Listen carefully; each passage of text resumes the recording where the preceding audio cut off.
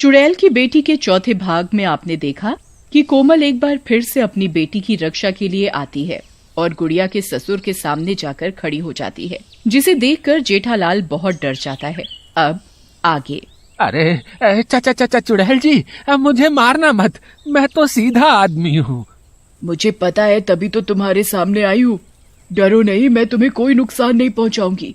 मैं कोमल हूँ, गुड़िया की माँ। क्या आप सच कह रही हो? अच्छा। मुझे पता है तुम अच्छे इंसान हो, लेकिन तुम्हारी बीवी ने मेरी बेटी का जीना मुश्किल किया हुआ है। चुड़ैल जी, मैं तो खुद ही उससे बहुत परेशान हूँ। मुझे झाड़ू से मारती है वो। तुम डरो मत, मैं उसे ठीक कर दूंगी। तुम मेरा साथ दो और उसे कल खेतों पर लेकर आना। जेठालाल अगले दिन ऐसा ही करता है। क्या हुआ जी, आज मुझे खेतों में क्यों लाए हो? अरे इन सबकी मालकिन तुम ही तो हो मेरी जान।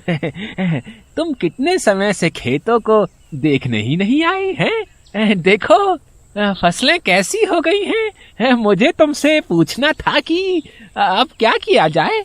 वो सब मुझे नहीं पता, वो तुम्हारा काम है। मुझे मेरे पैसों से मतलब है, समझे? फालतू में यहाँ बुलाया मुझे।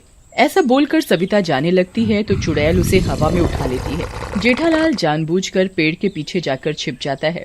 अरे मर गई रे, मर गई। भूत राहुल के पापा, बचाओ। अरे कौन है? मुझे कोई दिख तो रहा नहीं, कोई बचाओ, बचाओ। फिर चुड़ैल उसे जोर से जमीन पर पटक देती है। अरे मेरी कमर, तेरा नाश मिटे। हाय रे, कौन है? इतने में जेठालाल बाहर आता है। अरे भगवान, क्या हुआ? तुम गिर कैसे गई? पता नहीं जी, मुझे हवा में किसी ने उठा लिया था। तुम्हें कोई कैसे उठा सकता है भगवान? है चुप करो, मैं जा रही हूँ घर। सविता घर चली जाती है। वाह चुड़ैल बहन, मजा आ गया आज तो। इतने सालों से इसने मुझे दुखी किया हुआ था और ये औरत इसी लायक है। मैं इसे ठीक कर दूंगी भाई साहब, आप बिल्कुल चिंता मत करो। फिर वो दोनों घर चले जाते हैं। घर पर सविता को दर्द में देखकर, अरे माँ जी, क्या हुआ आपको? अरे बहू, क्या बताऊं, कोई मेरे पीछे पड़ा है, पता नहीं कौन है। मुझे हवा में उठाता है, आज तो मुझे जमीन पर ही पटक दिया। हाय रे, मेरी कमर ही तोड़ डाली कमबख्त ने।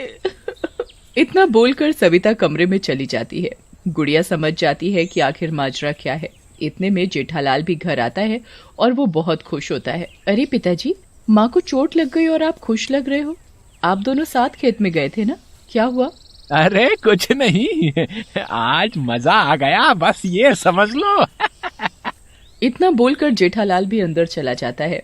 उसी रात जब सब सो जाते हैं तो जेठालाल उठता है और बाहर आंगन में जाता है।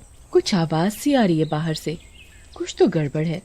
सासू माँ का ये हाल जरूर माँ ने ही किया है। सुबह माँ से बात करूंगी, लेकिन इस समय ये बाहर से कैसी आवाज आ रही है? गुड़िया बाहर जाकर देखती है तो उसकी आंखें फटी की फटी रह जाती हैं। जेठालाल चुड़ैल से हंस हंस कर बातें कर रहा होता है। वाह बहन जी, मजा आ गया आज तो। अब कल का क्या प्लान है?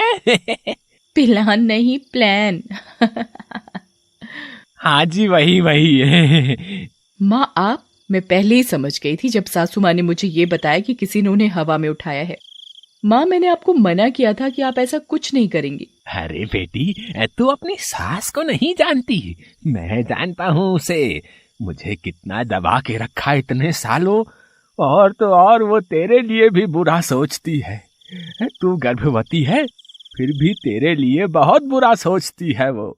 हाँ बेटी, तुम अंदर जाओ, हम पर छोड़ दो सब। तुम कितना भी मना करो, मैं उस औरत को तुम्हें कोई नुकसान नहीं पहुंचाने दूंगी। चुड़ैल गुड़िया की एक नहीं सुनती और उसे अंदर जाने को कहती है। अगली सुबह सविता की एक सहेली निर्मला उससे मिलने उसके घर आती है। अरे सविता, क्या हुआ? तुमने मुझे बुलवाया? क्या हुआ सविता? अरे बहन, क्या बताऊं, मेरी तो कमर ही टूट गई। कल तो पता नहीं किसने मुझे हवा में ही उठा लिया। वैसे तो मैं किसी से नहीं डरती, पर इस बार मुझे बहुत डर लग रहा है। सविता उसे सारी बात बताती है, जिसे सुनकर निर्मला कहती है, अरे बहन, ये क्या कह रही हो? अरे ये तो कोई भूत प्रेत का मामला लागत है। तुम कल ही चलो मेरे साथ पहाड़ी वाले मंदिर में, पंडित जी सब बता देंगे देखकर। हाँ, मुझे भी यही लगता है, लेकिन मैं भी इतनी जल्दी डरने वाली नहीं हूँ। अगर ऐसी बात है तो मैं उस भूत को छोड़ने वाली नहीं। दोनों अगले दिन मिलकर पंडित के पास जाते हैं और पंडित को सारी बात बताते हैं। तो ये बात है। मैं अभी पता लगाता हूँ कि ये कौन है जो तुम्हें परेशान कर रहा है। पंडित जी ध्यान लगाते हैं और अरे, तुम्हारे घर पे तो किसी चुड़ैल का साया है। उसे पकड़ने के लिए मुझे तुम्हारे घर जाना होगा। तो चलिए पंडित जी। फिर वो दोनों पंडित जी को लेकर घर आते हैं। घर पहुंचते ही टॉमी भौंकने लगता है। टॉमी के भौंकने की आवाज सुनकर सब बाहर आते हैं। कोमल भी वहीं होती है पर किसी को नजर नहीं आती। हाँ, इस घर में चुड़ैल है। पंडित जी जमीन पर बैठ जाते हैं और मंत्रों का जाप करने लगते हैं। मंत्रों के जाप से कोमल तड़पने लगती है और सामने आ जाती है। दैया रे दैया, ये तो चुड़ैल है जो मेरे पीछे पड़ी थी। पर तू है कौन? मेरे पीछे क्यों पड़ी है? हाँ बता चुड़ैल, तू इस घर में क्यों है? अरे ये तो कोमल है, गुड़िया की माँ। पर ये तो चली गई थी ना। हमारे गांव में इसके बहुत चर्चे थे। ये अपनी बेटी के लिए मर के भी वापस आ गई थी। तो वो चुड़ैल की बेटी तुम्हारी बहू गुड़िया है। हाँ, मैं ही हूँ वो, और यही है चुड़ैल की बेटी, मेरी गुड़िया बेटी। और जो भी इसे नुकसान पहुंचाएगा मैं उसे जिंदा नहीं छोड़ूंगी, मार दूंगी। लेकिन माँ, आप तो हमारी शादी के बाद चली गई थी ना? हाँ बेटा, लेकिन तुम्हारी माँ की करतूतें मुझे वापस ले आई। ये तुम्हारी माँ गुड़िया के बच्चे को मार देगी अगर वो लड़की हुई तो, और लड़का हुआ तो गुड़िया को मार देगी। ऐसी सोच है तुम्हारी माँ की। वो जो भी हो, लेकिन मरने के बाद तुम ऐसे किसी को सता नहीं सकती। पंडित मंत्रों का उच्चारण और भी शक्ति से करता है और चुड़ैल बंध जाती है। ले जाओ पंडित जी से, और ऐसे ही हमेशा के लिए कैद करके रखना इसे। पंडित उसे एक बोतल में बंद करके ले जाता है। उसके जाते ही जेठालाल और राहुल भी खेतों पर काम से जाते हैं, लेकिन राहुल और जेठालाल को गुड़िया की चिंता होती है। राहुल बेटा, कोमल बहन सब सही कह रही थी। तुम्हारी माँ सही औरत नहीं है। हमें गुड़िया को बचाना होगा तुम्हारी माँ से। हाँ सही कहा पिताजी, मेरा भी काम पर जाने का मन नहीं कर रहा। चलो वापस चलते हैं। जैसे ही वो वापस जाते हैं, गुड़िया को दर्द हो रहा होता है। टॉमी पास में ही भौंक रहा होता है। राहुल जल्दी से गुड़िया को हॉस्पिटल ले जाता है। गुड़िया के 2 जुड़वा बच्चे होते हैं, एक लड़का और एक लड़की। कुछ दिन बाद गुड़िया घर आती है। चलो अच्छा है, अब इस लड़की को मार दूंगी, फिर सारी जायदाद का वारिस अकेले मेरा पोता ही होगा।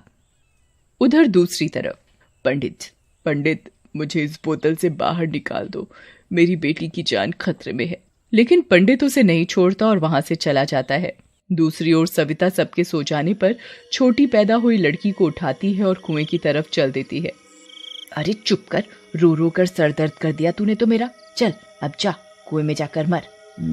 अब कौन बचाएगा तुझे। उधर टॉमी बच्चे को ले जाते हुए देख लेता है और गुड़िया राहुल और जेठालाल को उठा देता है। सब कुएं की तरफ जाते हैं। टॉमी सविता पर भौंकने लगता है, लेकिन सविता उसे जोर से डंडा मारती है। टॉमी बहुत बूढ़ा हो चुका होता है। डंडा सिर पर लगने की वजह से वो वहीं मर जाता है। नहीं टॉमी, नहीं माँ जी, मेरी बेटी को मत मारो। माँ, अब तेरी माँ नहीं आने वाली। बुला अपनी माँ को।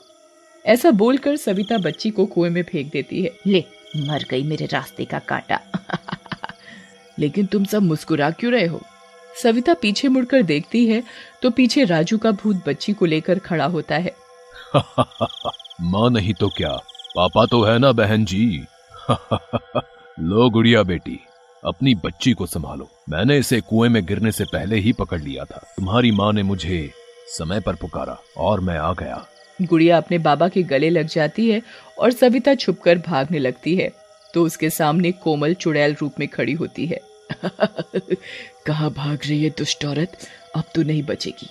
मैंने सोचा था कि तू सुधर जाएगी और मुझे तुझे मारना नहीं पड़ेगा, लेकिन नहीं। इतना बोलकर चुड़ैल उसे उसी कुएं में फेंक देती है। माँ, आप आजाद कैसे हुई? बेटी, तुम्हारी सारी बात मुझे तुम्हारे पापा ने आकर बताई। आखिर मैं भी इंसान हूँ, गलत सही का फर्क जान ही गया।